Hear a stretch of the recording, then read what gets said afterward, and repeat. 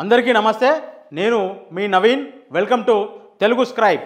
నిన్న తెలంగాణ ఆంధ్రప్రదేశ్ ముఖ్యమంత్రుల భేటీ ప్రజాభవన్లో జరిగింది. అధికారికంగా 1:45 నిమిషాల సమావేశంగా దీన్ని బయటకు చెప్తున్నారు. కానీ ఇద్దరు ముఖ్యమంత్రులు, రెండు రాష్ట్రాల మంత్రులు 2.5 గంటల పాటు సమావేశమైనరు. On table meeting, official meeting 1:45 నిమిషాలు.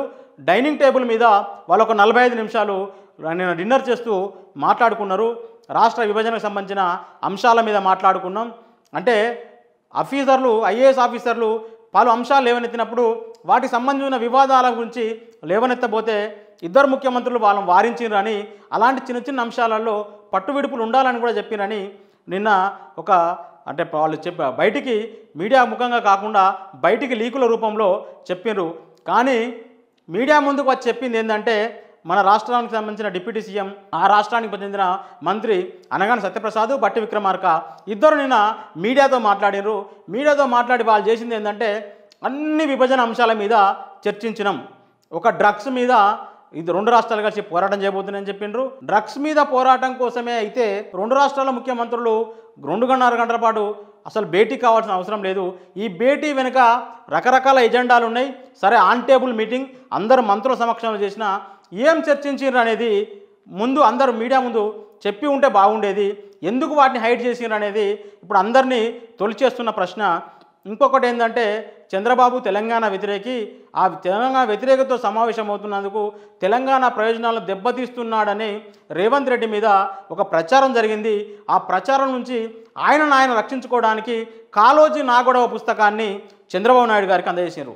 కాళోజీ నాగొడవ పుస్తకాన్ని చంద్రబాబు నాయుడు గారికి అందజేసారు అంటే తెలంగాణ ప్రయోజనాల విషయంలో రేవంత్ రెడ్డి చిత్తశుద్ధి దిగుదిగో అని చెప్పే ప్రయత్నం, ఆయనకు అనుకూలంగా ఉన్న మీడియా చేసే ప్రయత్నం చేసింది. రేవంత్ రెడ్డి ట్రాక్ రికార్డు మొత్తం చూస్తే ఆయన చెప్పిన ఏ మాట నుంచి ఎప్పుడు నిలబడడు.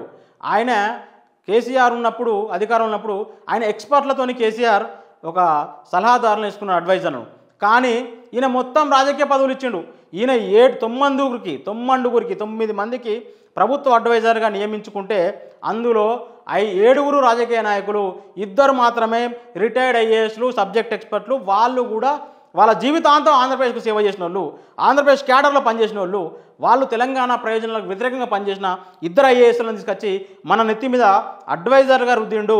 మిగతా 7 పదవులు రాజకీయ నాయకులకు ఇచ్చిండు. ఇక భద్రాచలం ఆలయానికి సంబంధించిన 5 గ్రామాల విలీనం మీద కూడా ఒక విషయం చెప్పారు. 2 రాష్ట్రాల ముఖ్యమంత్రులు కలిసి దీని మీద లేఖ రాయబోతున్నారని. నిజంగా నరేంద్ర మోదీ ప్రభుత్వానికి చిత్తశుద్ధి ఉంటే 5 ఊర్లు ఇవ్వడం అనేది పెద్ద విషయం కాదు. వాళ్ళు 10 ఏళ్ళ నుంచి అధికారంలో ఉన్నారు. 7 మండలాలను ఏపీలో విలీనం చేస్తూ ఆర్డినెన్స్ తెచ్చిన వాళ్ళకు అందులో టెక్నికల్గా అనేక అంశాలతో ముడిపడి ఉన్న 5 ఊర్లను కూడా తెలంగాణకి ఇస్తూ ఆర్డినెన్స్ తేవడం పెద్ద విషయం కాదు. అసలు ఆంధ్రప్రదేశ్ ఆమోదం లేకుండానే ఆ 5 ఊర్లను తెలంగాణకు దఖలుపరిచేందుకు పార్లమెంటుకు అధికారం ఉన్నది, కేంద్ర క్యాబినెట్కి అధికారం ఉన్నది. కానీ అధికారాన్ని వాళ్ళు వినియోగించుకోలేదు. ఇప్పుడు వీళ్ళిద్దరు కలిసి ఏదో అద్భుతం చేయబోతున్నట్టు చెప్తున్నారు. ఓకే, ఇప్పుడు పార్లమెంట్లో ఇప్పుడున్న మోదీ ప్రభుత్వం చంద్రబాబు నాయుడు గారి మీద డిపెండ్ అయి ఉన్నది. ఆయన ఎంపీల మద్దతుతోని కేంద్రంలో ప్రభుత్వం కొనసాగుతుంది. ఆయనతో పాటు జేడీయూ చీఫ్ నితీష్ కుమార్, వీళ్ళిద్దరు ఎంపీల మద్దతుతోనే మోదీ 3.0 ప్రభుత్వం ఉంది. కానీ ఇప్పుడు 5 ఊర్లకు ఇవ్వడానికి ఆయన అంగీకారం తెలుపుతా అని చెప్పిండు. కానీ ఆయన ఏమడిగిండు? హైదరాబాదులో ఎంసీఆర్ హెచ్ఆర్డీని అడిగిండు.